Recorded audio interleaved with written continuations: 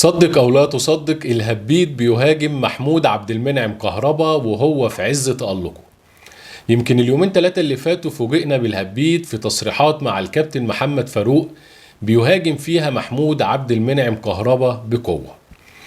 لو استعرضنا التصريحات اللي هو قالها ونرد عليها بكل عقل ومنطقية، أول حاجة بيقولك إن ربنا سبحانه وتعالى بيكرم محمود عبد المنعم كهربا الفترة دي علشان مشكلته مع نادي الزمالك، واول ما مشكلته مع نادي الزمالك تتحل وكهربا يدفع الفلوس ربنا خلاص مش هيكرمه ومش هيسجل اهداف تاني.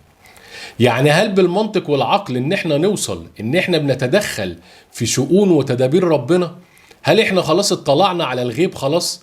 يعني هل وصل بينا الامور للدرجة دي ان احنا خلاص هو ربنا دلوقتي بيكرمه عشان مع نادي الزمالك والمشكلة وبيجيب اجوان، اول ما يدفع الفلوس ويخلص المشكلة خلاص مش هيجيب اجوان تاني، خلاص مش هيعرف يلعب، خلاص هو ربنا خلاص مش هيخليه يجيب اجوان تاني؟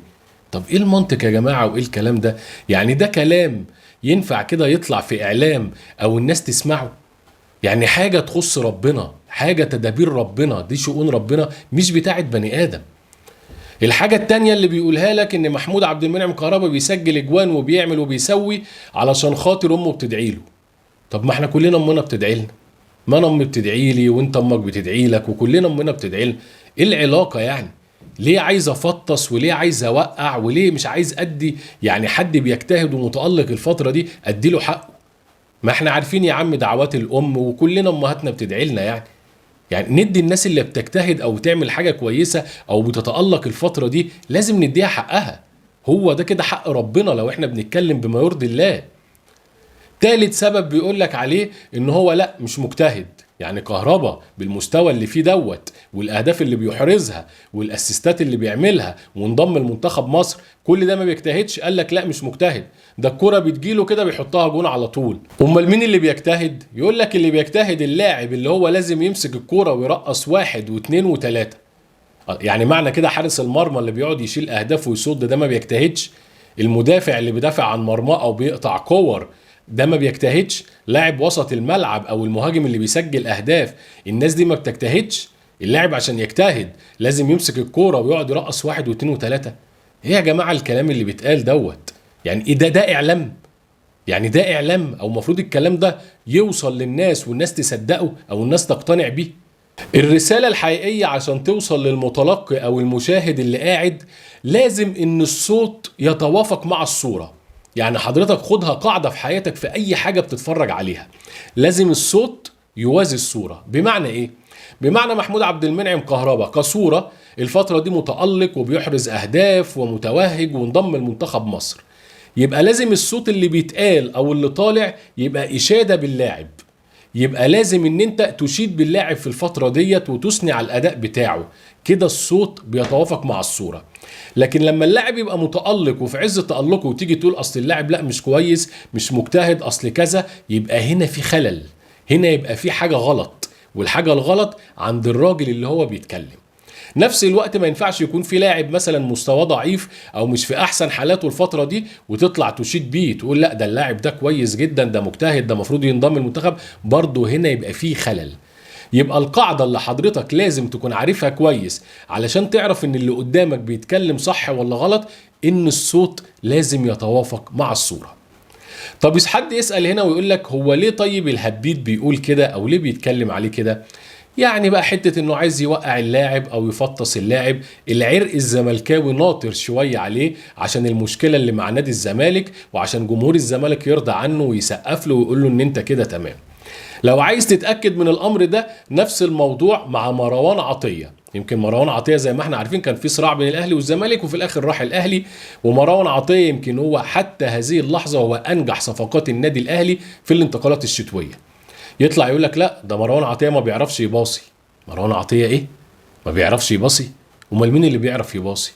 ده لاعب في وسط الملعب باصاته كلها سليمه، استلاماته كلها سليمه، حتى تغيير الملعب بنشوف اما بيعملوا مثلا لعلي معلول بيوصل بالمسطره، اسيستات بيعملها زي ما شفنا في ماتش المقاولين، الكوره اللي حطها اسيست طولي لمحمد هاني اللي عملها بالعرض وخبطت في قشايه ودخلت جون، نفس الامر بالظبط تيبيكال في مباراه القطن الكاميروني في الهدف الاول بتاع كهربا.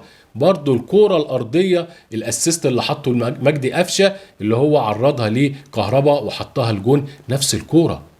ده مروان عطيه الكره اللي بيعملها زي ماتش المقاولين والقطن الكاميروني، كره ارضيه واحده بيضرب بيها خطوط الملعب كله، خط الوسط وخط الدفاع بيتضرب في كره واحده، استحواذ في نص الملعب وبساط يمين وشمال مع زمايله، ونيجي نقول مروان عطيه ما بيعرفش يباصي؟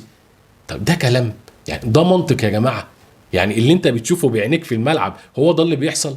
بس عشان برضو حتة اهلي وزمالك نفس الامر. احمد القندوسي برضو ما بيتكلمش عليه كويس عشان برضو كان في صراع بين الاهلي والزمالك عليه، وفي الاخر راح الاهلي، والراجل لسه بادئ، احرز هدف وعامل اسيست في ماتش سان داونز، والراجل لسه بيتاقلم مع النادي الاهلي. ده لاعب جزائري عمره ما خرج من الدوري الجزائري ولسه سنه صغير، فجاي على نادي كبير بحجم النادي الاهلي، فلسه الامور بالنسبه له هتتحسن مع مرور الوقت. برضه يقعد يفطس في احمد القندوسي. فحضراتكم اكيد دلوقتي عرفت ليه كهربا ومروان عطيه والقندوسي واي حد هو مش على هواه هيحاول يوقع او يفطس فيه. طب لو سيبنا بقى احنا من الكلام اللي اتقال ده اللي هو مش منطقي ولا يدخل دماغ عيل صغير حتى، واتكلمنا بقى عن كهربا اللي شفناه عنه الفتره اللي فاتت بمنطقيه وبمنتهى العقل، هتلاقي محمود عبد المنعم كهربا الفترة الأخيرة بداية ما بدأ يشارك مع النادي الأهلي هو الحل السحري والحل المؤثر في هجوم النادي الأهلي. لما تيجي تستعرض أرقام محمود عبد المنعم كهربا هي اللي هترد علينا قبل ما نبدأ نحلل أو نقول رأينا. محمود عبد المنعم كهربا شارك في 10 مباريات مع النادي الأهلي منذ رجوعه، ساهم في 11 هدف، يعني لعب 10 مباريات ساهم في 11 هدف، احرز 7 اهداف وعمل 4 اهداف اسيست، واحرز طبعا هاتريك في المباراة الاخيرة امام القطن الكاميروني. الهاتريك اللي احرزه كهربا ده هو 8 لاعب في تاريخ النادي الاهلي يحرز هاتريك في دوري ابطال افريقيا. الفترة الجاية ايه اللي مطلوب من ادارة الاهلي اتجاه كهربا وايه اللي مطلوب من كهربا نفسه؟ مطلوب من إدارة النادي الأهلي اتجاه كهربا إن هي تخلص المشكلة بتاعته في أسرع وقت والفلوس تدفع ونخلص من القصة دي تماما، لأن كل جنيه هيدفع في كهربا هو حلال، بمعنى إن ده لاعب أنت شايفه قدام عينك وعارف إمكانياته، الجنيه اللي أنت هتدفعه فيه مضمون، بمبدأ إيه؟ عصفور على اليد ولا 10 في الشجرة. احنا شفنا طبعا قبل كده حد زي جيرالدو، حد زي والتر بواليا، حد زي ميكيسوني، ناس اجانب بنروح نجيبها وندفع فيها ملايين الدولارات وفي الاخر الناتج صفر. لكن ده لاعب موجود عندك ولاعب منتخب مصر ولاعب احنا عارفين تألقه مع نادي الزمالك كان ازاي، وكان في انبي وحتى في اتحاد جدة ومع منتخب مصر، التاريخ بتاعه كفنيا لعيب عالي جدا. الفترة الأخيرة لما رجع وفي ناس شككت قالت لك لا ما يدفعش فيه المبلغ الكبير ده قوي، لأن كهربا كان من سنة ولا حاجة يدفع فيه، لكن دلوقتي لا، الراجل راجع أفضل فيرود في مصر حرفيا الفترة دي، والدليل إنه انضم لمنتخب مصر. في نهاية موضوعنا عن كهربا بنحب نقول لكهربا ركز في الفترة الجاية أكتر وأكتر مع النادي الأهلي ومع المنتخب، إن أنت تبدأ تحقق أرقام كتير ونجاحات كتير، وما تسمعش الكلام ده خالص اللي بيحاول يوقعك أو يحاول يهدك. ركز وما تشغلش دماغك بأي كلام سلبي بيتقال عليك خالص، لأن أنت الفترة دي متألق، والدليل انضمامك لمنتخب مصر مع المدير الفني روي فيتوريا. في النهاية بحب أشكر حضراتكم، كان معكم عمرو مصطفى نسر الجزيرة. لو أول مرة بتتابعنا ما تنساش تدوس اشتراك في القناة وتفعل الجرس، وفي النهاية السلام عليكم ورحمة الله وبركاته.